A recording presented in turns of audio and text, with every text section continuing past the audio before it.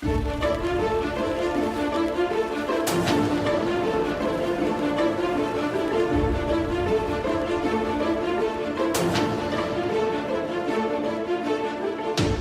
I'm Merisa. And I'm Jordan. And you're listening to This Year in History. On today's episode, we're going to be talking about the year 1901. I will begin with the Caister Lifeboat Disaster. Now, Caister is a small town on the eastern coast of England, part of Norfolk. And oh, that's like we have a Norfolk in Virginia. Yeah, a lot of coastal towns have that. Below Norfolk is Suffolk. We've got Jersey, you've got New Jersey. We've got Hampshire, you've got New Hampshire. What else? Pretty much every York. Yeah, York, New York, yeah. And I also found out that north of Caister, there's a small town called California, which I never knew where California state came from, like the name. I'm assuming it would be from that coastal town, since a lot of the... I don't think it did. No? Was it a native tribe? I believe so. Like a native tribe called California? California. Oh no, it's actually it derives from a 16th century romance novel written by Spanish author Garcia. Oh, so Spanish. Yeah. Oh, cool. Kind of like America. America was named by a Spanish merchant. Well, that makes sense. But there's a little town in England called California, which probably named after a Spanish town as well. Interesting. California knows how to party. Yeah, I was just thinking of that SNL skit. California. Anyway, back to the story. The tragic disaster. So, on the night of... It was a dark and stormy, rainy night, by the way. And on the night of the 13th of November, 1901, 9 crew members set off to attend to a vessel who sent off a distress flare. The name of the lifeboat from Caister was called the Beauchamp, or it could be Beauchamp. B-E-A-U Champ. And so they were sent off this little area called Barber Sands off the coast to attend to the vessel. And in doing that, after a couple of hours, they experienced the same terrible weather. Now, I don't know if you know about lifeboats, but I've learned a lot about lifeboats in the past couple of days. Did you know what a lifeboat would look like, or? No, what I imagine, when somebody says lifeboat, what I'm imagining is like the typical yellow tube. Yeah, the inflatable thing they put off the side. that's what I imagine. You have the inflatable slide where you slide into it. Well, you're right. I think that's called a I think it's a lifeboat also. I don't know what the name of that would be. No, it's a life raft. Or the raft. That's a life raft. Yeah, a lifeboat is actually a lot more sturdier. It's actually meant to withhold a lot of, heavy waves and wind and rain. They're built more like a submarine, usually made of metal, fiberglass. And even till this day, that's how they're built? Well, not back then. Now we have the ability to make them, perfect. We're pretty much in a sealed container. But then they're still made out of wood. But they're a little bit more sturdier and meant for violent ocean activity.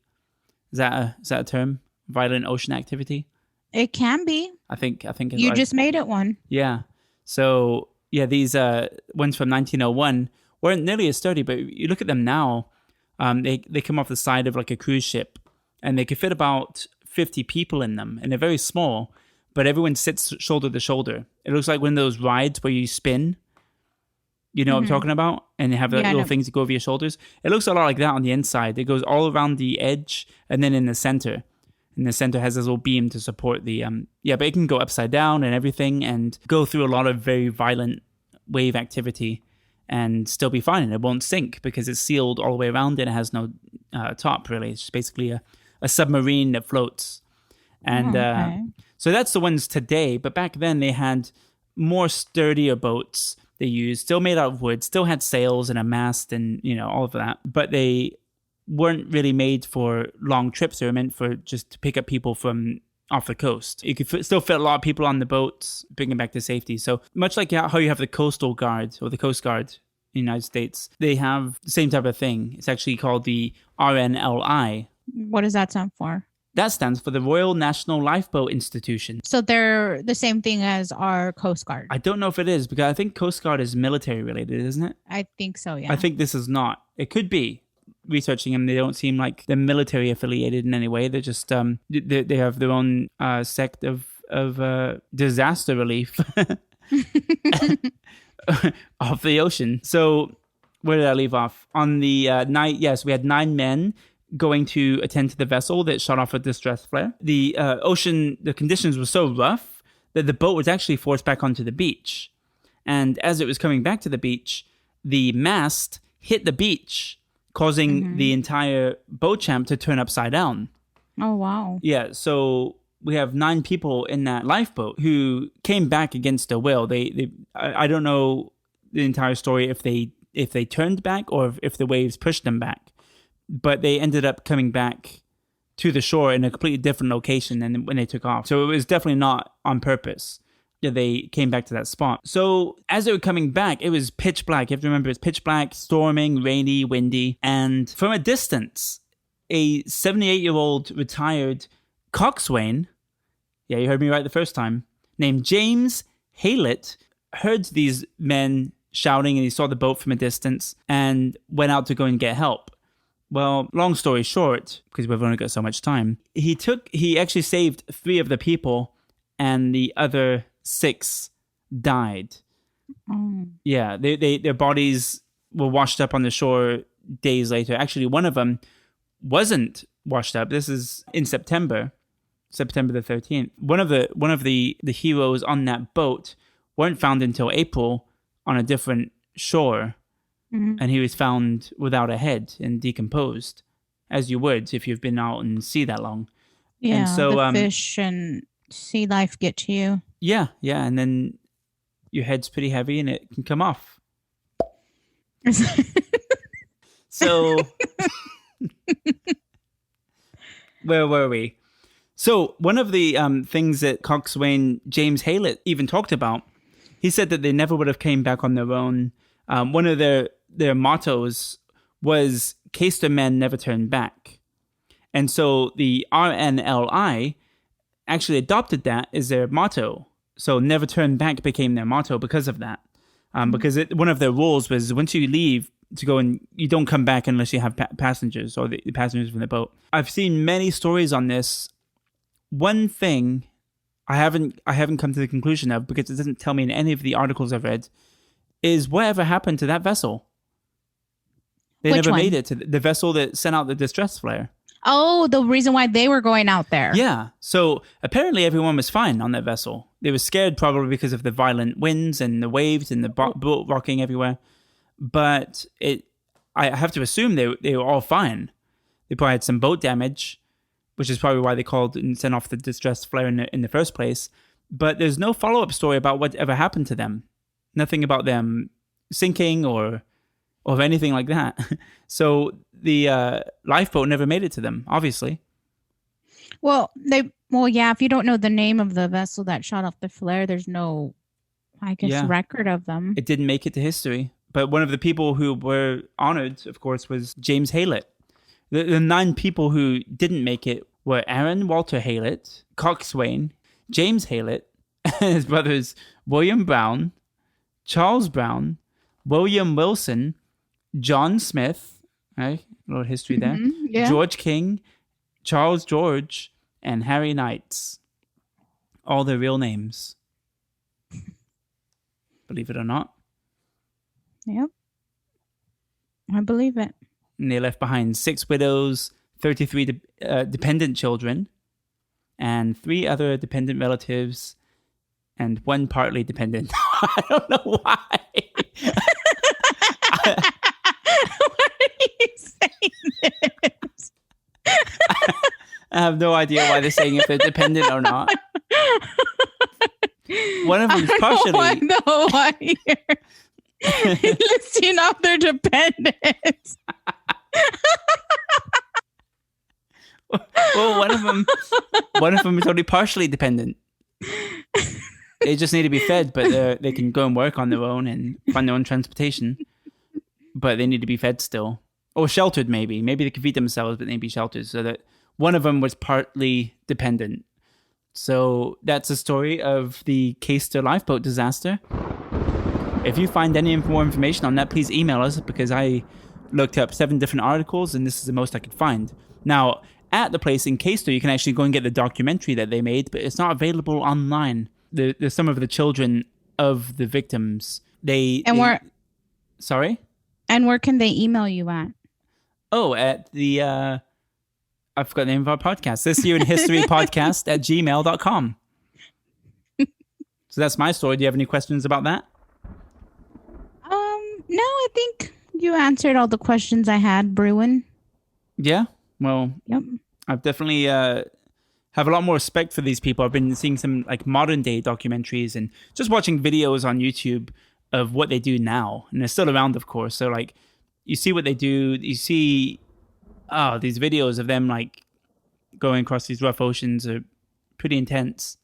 You know, the boats look like they're going to tip over completely. And I watch this subreddit, or I'm in the subreddit. It's called like Ocean Waves. Yeah. And sometimes and they'll show like crazy ocean waves. And I don't know, just looking at it gets me like seasick.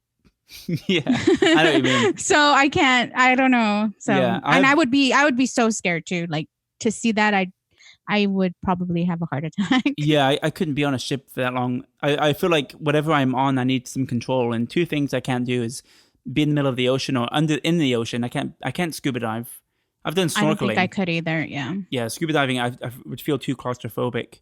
But also, like when I see these videos of people on the needle top of a like a building, and at the very top, or they're on a tower that goes like I don't know how many hundred feet in the air.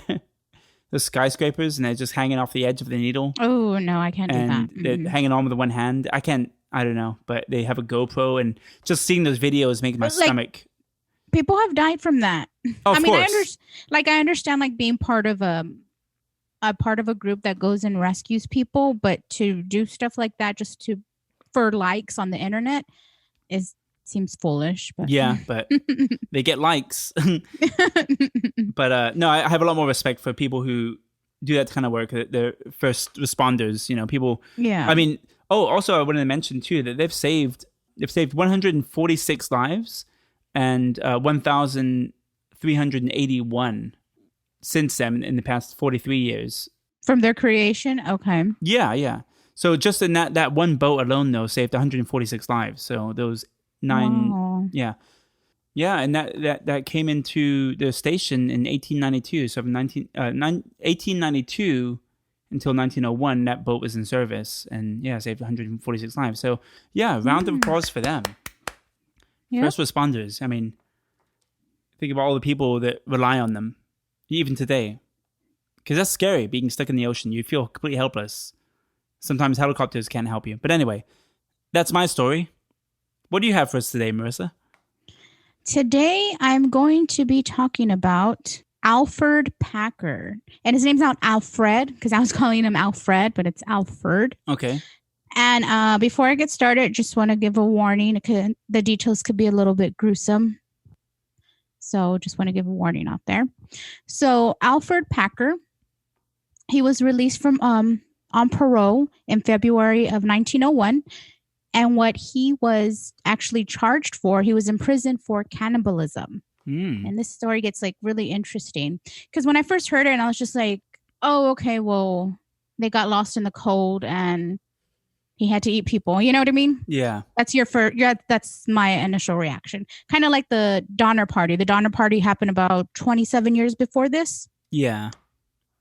But the more I started to read into it, the more interesting it gets. When you first mentioned him, I thought you were talking... I was thinking of Albert Fish, who's also a serial killer. Yeah, I did too. And then I was getting confused, like, oh, cannibalism, is this part of the Donner Party? But it actually wasn't, so yeah. Yeah, they have similar names too. Albert Fish. And who's your guy again? Alferd Packer. Okay. Alfred. Oh. And this story actually begins in 1873, in November of 1873. There's 20 men. They don't know each other. They're just men that heard about some people striking gold in Breckenridge, Colorado. So they got together in Salt Lake City, Utah to go on the expedition together. And they said maybe about 20 miles into their trip, they come across Alferd Packer. And he's asking, and he sees them, and he's like, "Hey, you think I could go with you guys?" And they're kind of like, because he's kind of like ill prepared. He doesn't have any supplies. He kind of seems like kind of ragged, he doesn't have anything. And like with that type of travel, you need to be really prepared, and the supplies are limited, because you're going in winter. So it's not like there's going to be animals around for you to hunt in case you need to eat. So at first they're kind of hesitant, like, I don't know. But then he started to talk himself up that he knows the lands, and that he's a self-proclaimed professor of the wilderness, and he's a guide. And a lot of those men, they weren't experienced in that area. So they're like, oh, okay, yeah, I guess so. I guess you could come. Mm-hmm. But then they said, like, as they were going, he was kind of like a bit of a beggar, kind of lazy, didn't really get along with others. And he also had frequent seizures, which kind of put a strain on the group while traveling. So yeah, it was already building up to like, this guy's kind of, I don't want to deal with him. Like a loose wheel. Get rid of him. Yeah. So they keep going, right? And this is in Colorado in November, and it starts to like snow like really bad. Like they've been traveling already, and it's already January of 1874. So they've been traveling for about 2 months. Okay. So they kind of don't know what to do because there's no game for them to hunt. They're eating on horse feed. And so they actually come across where Native Americans are staying. Yeah. Their camp. Yeah. So, and the chief there, it's actually the Ute Tribe. And he actually welcomes them. And they're a little bit hesitant because they weren't sure if they'd be welcome. But he actually is a very good person, and like actually welcomes them and tells them, you can't go out maybe until April because this winter is like really bad compared to others. So he's trying to convince them, like, we don't even go out there. So y'all could stay here if you want. So then they're there for about 2 weeks, and they're getting fed and they're rested. And then about 11 men come to the conclusion, like, yeah, I don't want to stay. They're getting a little bit anxious or antsy because they know so many people are going to Breckenridge to try to get gold. So they know it's not just their party. There's many parties that are going. So 11 men were like, nah, I think we're going to go, and the chief's like, he warned them, like, you shouldn't go, but they didn't listen. So he gave them directions, right? He's like, okay, you don't want to go through the mountains because that's really dangerous. You're going to want to stay along the Gunnison River. But 5 men went with Alferd Packer, and Alferd Packer was like, no, we're going to go straight through the mountains. And he's talking them up, like, if he knows what he's doing. So 5 men decide, okay, we're going to go with Alferd. And it's a 75-mile journey. And they only had enough food for like 14 days. So the 5 men that actually leave with Packer are Shannon Wilson Bell, James Humphrey, Frank Butcher Miller, George California Noon, and Israel Swan. Okay. Why are you laughing? It just sounds like the names of a band from an indie band. What was that second to last one? His name was George, and then his nickname was California, and his last name was Noon. Okay, got you. So they actually go into the mountains with only 2 rifles, 1 pistol, a couple of knives, a hatchet, and minimal ammunition. And then what happens after that, nobody knows for sure. But 2 months later in April, Packer actually stumbles back into it's called the Los Pinos Indian Agency. He goes over there and he starts begging for food and shelter, and he starts telling them that he was hired by 5 men to guide them to Breckenridge. And he said that that during the journey he got snowblind, meaning like it was snowing so hard he couldn't see in front of him. Mm-hmm. And he started to lag behind the 5 men. And then he said that this was his story. He said that Israel Swan supplied him with a rifle, and then they abandoned him. And he said he was forced to survive on his own and make his way out of the mountains. And they're looking at him, and he looks a little bit skinny, but not like, he doesn't look like a skeleton. What you'd expect somebody who hasn't or who has eaten very little for the Yeah. past 2 months in the winter, he looks like he's doing okay. Because these people live out in Colorado, and they've seen people that have had to struggle like that through the winter and how they look. And he didn't look as harsh as he was describing his situation. Yeah. Okay. So they're kind of like kind of suspicious of him. And then they notice that and the place where he stumbled upon, they actually kind of already knew him there, and they knew he was somebody who didn't have money. But then they start seeing him with like different wallets and a lot of cash and items that actually belong to the people of the party that he was supposedly guiding. And so they're all kind of like, well, what's going on here, right? Yeah. So then they go and they ask him like, oh, okay, I'm sorry. And then to the other men who, remember the other people who had left, there was 11 men, but 5 went with Packer. Well, the other men that left at the same time, but actually followed the chief's directions to stay along the river, they actually get there. And they're telling him, oh, somebody of your party's already here.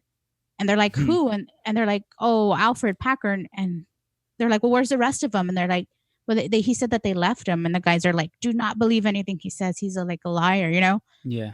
So then they confront him like, well, what happened? Because they're saying, you have these people's stuff, the people that supposedly abandoned you, but you have all their belongings and their money, and you didn't have money before. So he breaks down and he says that while they were on their journey, that one of them died of natural causes and they ate him. What? And then, yeah, that one of them just died and they were out of food and there was no game to hunt. So they had to resort. Yeah. So then they're like, okay. And then he said like, he described kind of like, imagine like if you're on a trail and people just were dying along that trail for miles, you would expect bodies to be, Yeah. Like you're not going to be lying together. They're going to be spread out across miles. Yeah, that's what he described. Yeah, I got you.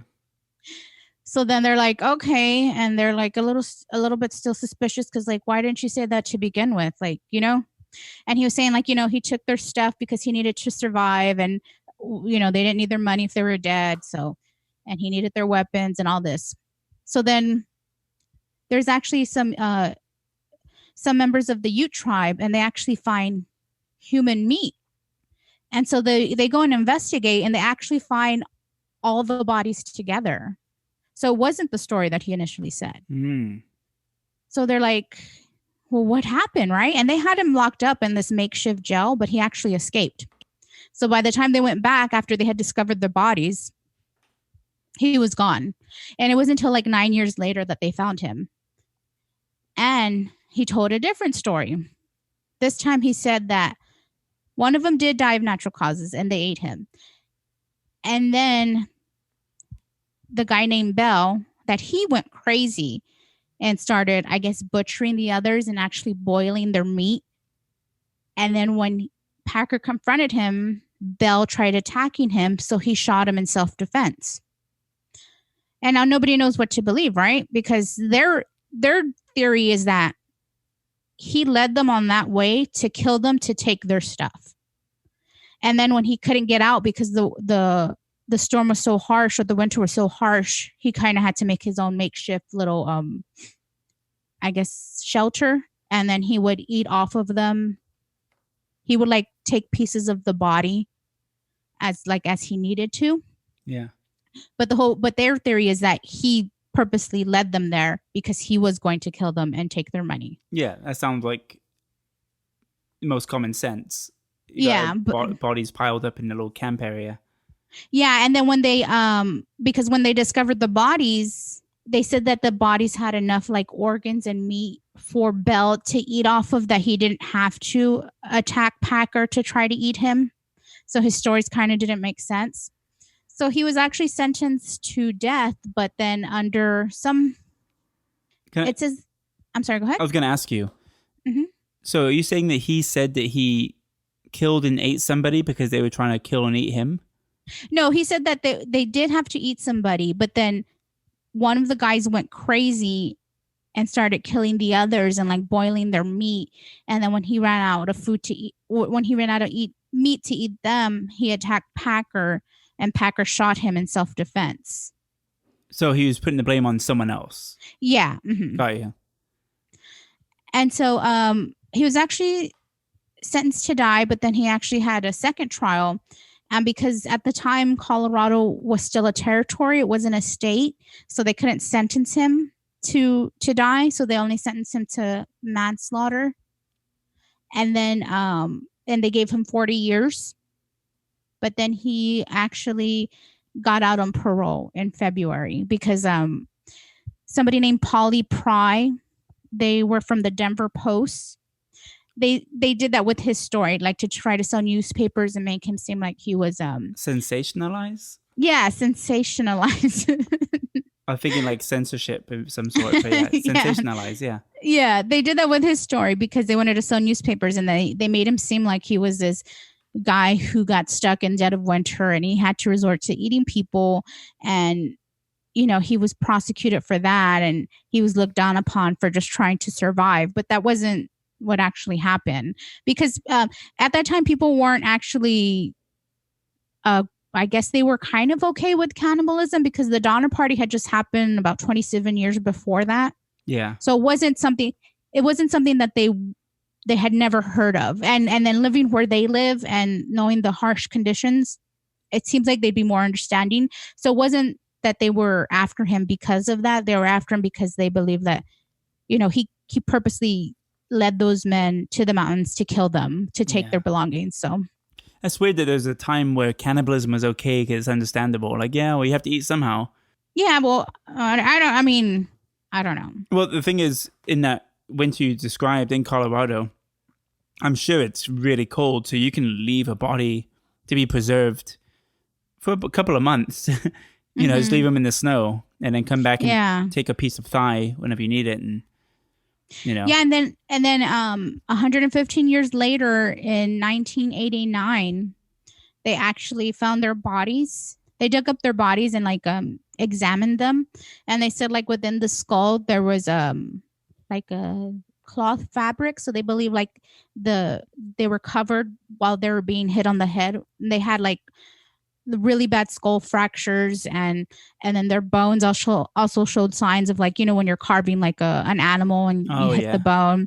So they think that maybe they were asleep when Alferd Packer attacked them, and then Bell probably woke up to him attacking them, and he shot Bell. Is what they believe happened, but nobody could say for sure because and I'm sorry, I forgot to mention this in the beginning. He was known to people that knew him as a pathological liar. So yeah, I just saw a picture of him, and I'm also seeing that it was January 7th, 1901 is when he was released from prison. Oh, January 7th? I thought it was in February.